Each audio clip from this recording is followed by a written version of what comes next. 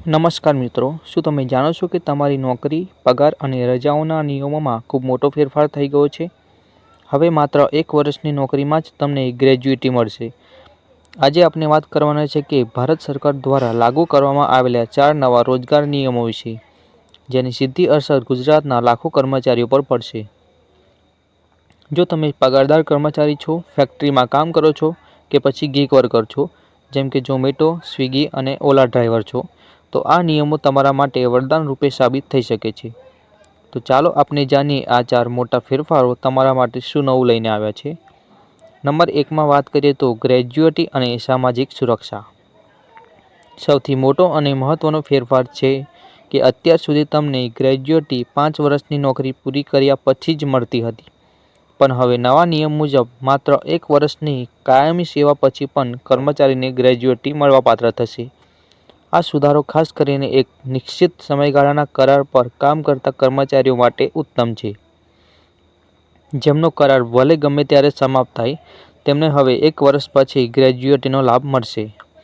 સામાજિક સુરક્ષા વિશે વાત કરીએ તો પહેલીવાર ગીગ વર્કર્સ અને પ્લેટફોર્મ વર્કર્સને પણ સરકારની સામાજિક સુરક્ષા યોજનાઓ જેમ કે વીમો, પીએફ અને પેન્શન જેવા સુવિધાનો લાભ મળશે.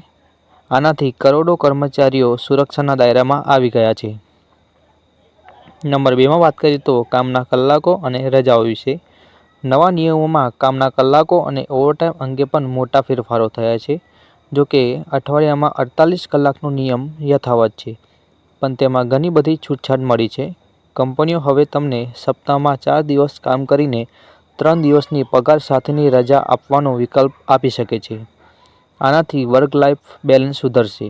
જો તમે ઓવરટાઇમ કરો છો તો તમને ડબલ પગાર મળવાની ગેરંટી કાયદાકીય રીતે આપવામાં આવી છે. નંબર 3માં વાત કરીએ તો હવેથી દરેક કર્મચારીને અપોઇન્ટમેન્ટ લેટર આપવો ફરજિયાત છે. હવે મુખ્ય ફેરફાર નંબર 4માં વાત કરીએ તો મહિલાઓ અને આરોગ્ય વિશે. મહિલાઓને હવે તેમની સંમતિ અને સલામતીની શરતોને આધીન નાઇટ શિફ્ટમાં કામ કરવાની કાયદેસરની છૂટ મળી ગઈ છે. 40 વર્ષથી વધુ ઉંમરના કામદારોને કંપની દ્વારા મફત વાર્ષિક આરોગ્યની સુવિધા આપવી પડશે. હવે વાત કરીએ ગુજરાત સરકારે કરેલા મહત્વના સુધારાની.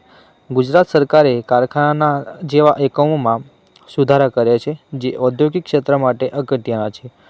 ગુજરાતમાં પણ ફેક્ટરીઓમાં કામ કરતી મહિલાઓ માટે નાઇટ શિફ્ટ જોગવાઈ ઉમેરવામાં આવી છે. આ સિવાય ફેક્ટરીઓમાં ઓવરટાઇમની મર્યાદા પણ વધારીને 3 મહિનામાં 125 કલાક કરવામાં આવી છે. અને હા, ગુજરાતમાં તાજેતરમાં લઘુત્તમ વેતનના નવા દરો પણ જાહેર કરવામાં આવ્યા છે, જે કુશળ, અર્ધકુશળ અને બિનકુશળ કામદારો માટે અપડેટ કરવામાં આવ્યા છે. તો મિત્રો, આ શ્રમ કાયદાઓનો હેતુ રોજગાર વ્યવસ્થાને સરળ, પારદર્શક અને કામદારલક્ષી બનાવવાનો છે. આ નિયમો વિશે તમને શું લાગે છે? શું આ ફેરફારો ખરેખર ભારતીય અર્થતંત્રને મજબૂત બનાવશે? તમારો અભિપ્રાય કોમેન્ટમાં જરૂર જણાવજો. જો તમને આ માહિતી ગમી હોય તો વિડીયોને લાઇક કરો, તમારા મિત્રો અને સહકર્મીઓ સાથે શેર કરો અને આવી જ ઉપયોગી માહિતી માટે અમારી ચેનલને સબસ્ક્રાઇબ કરવાનું ભૂલશો નહીં.